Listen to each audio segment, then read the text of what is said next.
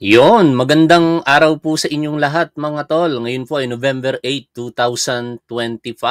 At pag-usapan po natin ito pong rumors na meron na daw pong warrant of arrest itong si Senator Ronald De La Rosa. Bakit rumors po? May mga balita kasi na sinasabi naglabas na daw po ng warrant of arrest para sa kanya ang International Criminal Court ayon kay Ombudsman Boying Remulla. Pero pinabubulaanan pa po ito sa ngayon ng Department of Justice at ng DILG. Ano ba ang katotohanan sa likod niyan? Hindi ko rin alam, ano? Tayo po'y umaantabay lamang, pero malamang sa malamang, meron na talagang warrant of arrest ito. Kasi kung matatandaan po ninyo, noong Marso 2025, umugong din ang balita na may warrant of arrest laban kay Rodrigo Duterte. Dininay po iyon ng gobyerno although walang confirmation nor denial, pero eventually on March 11, 2025, na-implement ng ating gobyerno sa pangunguna ng noon ay CIDG chief na si Police General Nicolas Torre III. At yun na nga po, the rest is history. Ngayon, nandoon na si Rodrigo Duterte at nakakulong, humaharap sa kasong crimes against humanity sa Hague, Netherlands. At ngayon, umuugong ang similar situation laban naman dito kay Senator Ronald De La Rosa. Ito po ang kalat na balita kani-kanina lamang. Ayon po sa iba't ibang mainstream media, partikular dito po sa ating babasahin na post ng GMA News. Breaking news, naglabas na ng warrant of arrest ang International Criminal Court laban kay Senator Ronald Bato De La Rosa. Pagkumpirma ni Ombudsman Jesus Crispin Remulla. Ibinahagi umano ito ni OIC Secretary of Justice Eric Bida. Pero ito ngayon yung conflict dito sa information. Kasi ang sinasabi ng DOJ spokesperson na si Attorney Paulo Martinez ay kasalukuyan pang bineberipika ang nasabing impormasyon, bunsod dahil wala pa silang natatanggap na kopya ng nasabing warrant.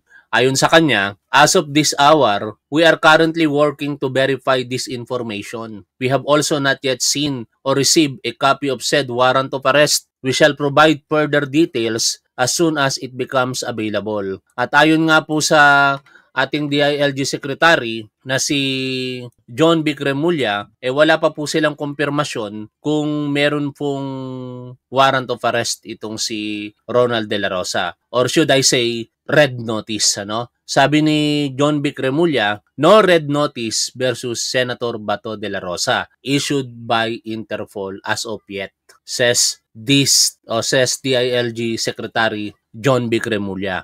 Ngayon, para sa klarifikasyon, meron pong balita ang remate at basahin po natin ito. Sinabi ng Department of Justice nitong Sabado ng umaga na bineberipika pa rin ito ang impormasyon na naglabas ng International Criminal Court ng warrant of arrest para kay Senator Ronald De La Rosa na naging hepe ng pambansang pulisya sa mga unang taon ng war on drugs ng Administrasyong Duterte. Pulis pa po ako nito mga tol, sa totoo lang, at bahagi ako ng war on drugs. At nung mga panahong iyon, talagang ang mga operasyon ng ating kapulisan laban po sa illegal na droga ay basically inutos ni noon ay Chief PNP, ngayon Senator Ronald De La Rosa.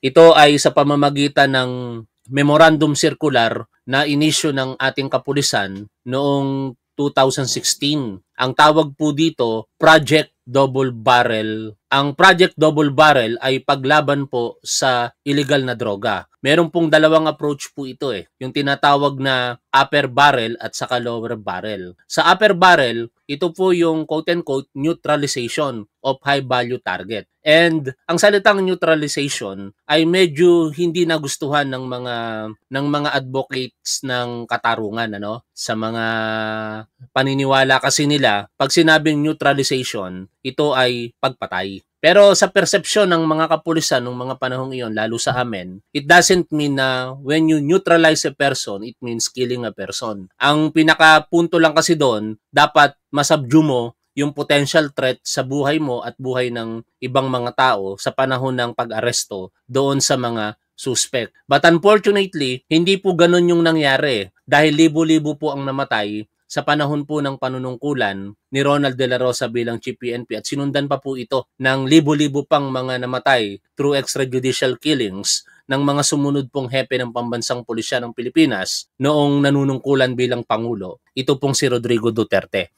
Yung lower barrel naman po nito, ang ganda ng layunin kung tutuusin.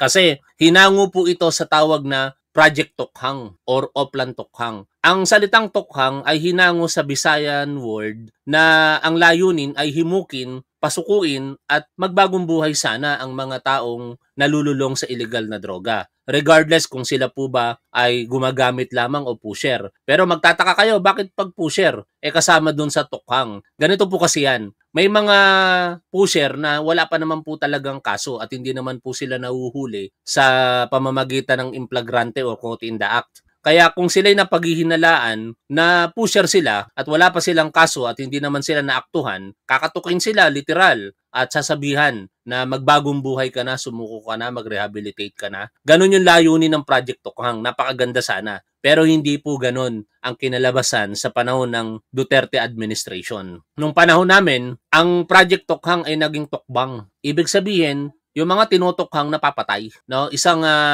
pangyayari na talagang nagbunsod sa mga pamilya ng biktima para po humingi ng tulong sa mga personalidad katulad ni dating Senador Antonio Trillanes na nagresulta ngayon sa pagkakaso nila ng Crimes Against Humanity noong 2017 para sa mga involved dito sa pangunguna nitong si Rodrigo Duterte at ng mga kanyang co-perpetrators. At isa po sa co-perpetrators na yan ay si Senator Ronald De La Rosa na ngayon subject po ng ating live streaming dahil sinasabi na meron daw po itong warrant of arrest. Ginawa ni Ombudsman Jesus Crispin Remulla, dating hepe ng DOJ, ang anunsyo sa isang programa sa radyo, ngunit sinabi ng tagapagsalita ng DOJ na si Polo Martinez na ang departamento ay working to verify this information. Baka kanina ito sa executive session. Unfortunately, di ko napanood yung programa nila with Senator JB Ejercito.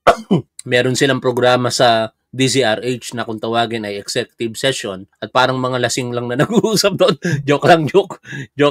Hindi, ganun kasi yung isa kasing host parang lasing magsalita, no? Pero mahusay naman yung kanilang programa at maramang sa malamang ito po ay doon nabanggit ni Ombudsman Boyeng Remulla. Ngayon, we leave at that sa impormasyon na yan, subject for confirmation. Pero alam naman natin na part of tactical and strategic movement ng ating gobyerno in order to implement effectively the warrant of arrest ay hindi kaagad i-broadcast. Unfortunately, binroadcast nitong si Ombudsman Boyeng Remulla. Kaya wala na yung elements of surprise doon sa paglabas ng warrant of arrest. Baka mapaghandaan na ito nitong si Senator Ronald De La Rosa. Though sa mga nakalipas po na panahon, ito po yung mga binanggit ni Ronald De La Rosa kaugnay ng potensyal na paglalabas ng warrant of arrest sa kanya. Noong July 18, sinabi nitong si Ronald De La Rosa, quote-unquote, if they want to commit the same mistake again, then go ahead. They can do that if they want to make another mistake. What they did to Duterte was a huge mistake. And if they are willing to make the same mistake again, then they can do the same. Yan po ang pahayag niya noong July 18.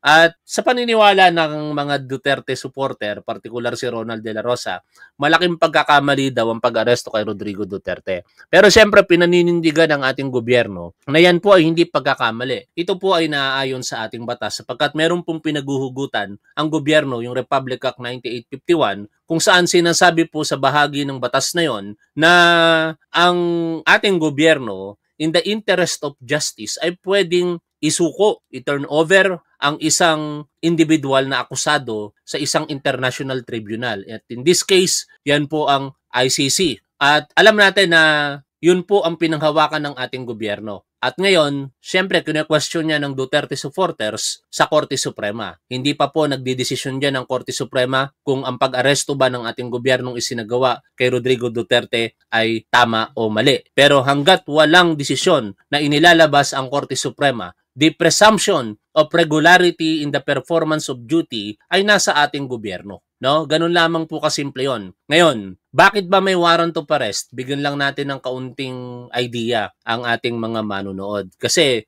alam na alam po natin na ang warrant of arrest, kapag may warrant of arrest, ay aarestuhin na ang tao. Pero actually, ang esensya po kasi ng warrant of arrest ay para po magkaroon ng kaukulang jurisdiction o kasakupan o dapat masakop sa kamay ng batas ang isang akusado.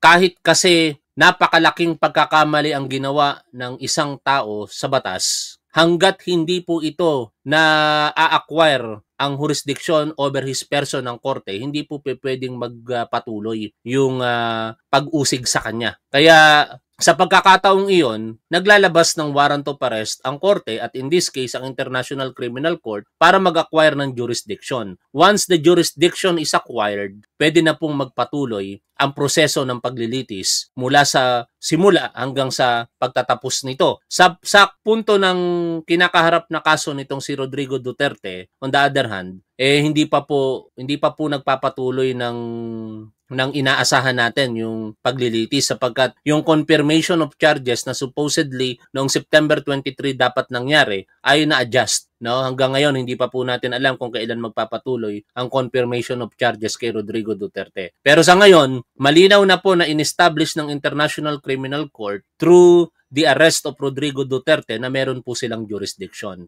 Yung apela ng depensa na ibasura ang jurisdiction ng ICC laban kay Rodrigo Duterte ay hindi po nangyari. At tingin ko, ganun din po ang mangyayari dito po kay Ronald De La Rosa. Once he will be arrested, ma-acquire ng ICC ang jurisdiction sa kanyang pagkatao. Pero, ang malaking katanungan sa atin ngayon mga tol, ano ang mangyayari once a warrant of arrest ay talagang kumpirmado na? Tatlo lang ang potensyal na pwedeng mangyari dito. At ito naman ay alam na alam ng bawat otoridad sa atin. Susuko, magtatago, at manlalaban. Tatlo lamang yung choice na yan, no? Sa mga sinabi ni Ronald De La Rosa sa nakalipas na panahon, nakakalito ang pwede niyang gawin. Kasi ilang beses niyang sinabi na hindi siya magpapasakop sa jurisdiksyon ng mga banyaga. Ibig sabihin, kung hindi siya magpapasakop sa jurisdiksyon ng mga banyaga, hindi siya susuko. At dalawa lamang ang opsyon, manlaban o magtago. Pero sa mga ibang pagkakataon, sinasabi niya na willing siya samahan si Rodrigo Duterte. Diba? In fact, ito nga yung sinabi niya noong September 2 lamang. Last night, I had a dream. Mayor Rodi was granted house arrest. We had a tearful reunion. We hugged each other and he whispered to me, Ronald, I'm okay now. Lord, please make my dream come true.